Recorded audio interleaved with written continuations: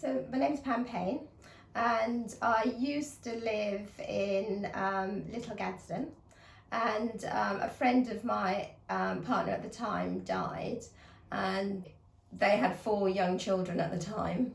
And I think for the children, they really benefit from the support of the hospice in preparing them for his death, and even the planning of the funeral as well. Sometimes you need something or someone extraordinary who's going to say that actually we can make it a little bit easier for you.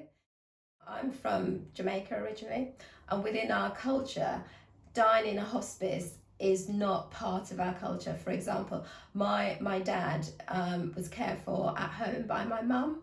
And then you've got all the traditional things that you actually do when somebody dies, which, my mum, she used to be a nurse. So, you would wash the person, you would sort of dress the person at home, and everybody who wanted to come and see the person could actually come and say goodbye to them at home. Now we've moved on to the next generation of Black people.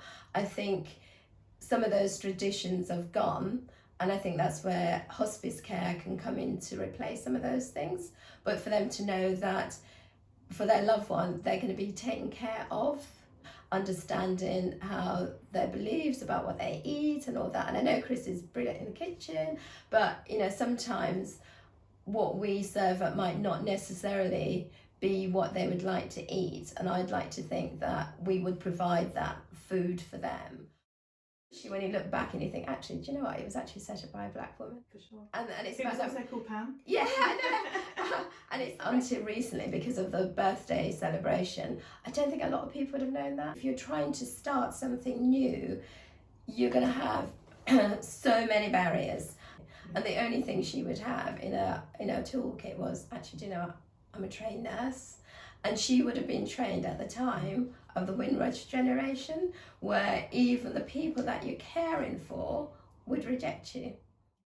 Actually create an environment where people can actually walk into the hospice and know that they actually belong as a volunteer, or to come as a family to look at end-of-life care for their families. The hospice did make me feel welcome. They did, so there's no two ways about that. But also the thing is, it would have been nice to see other people like myself here.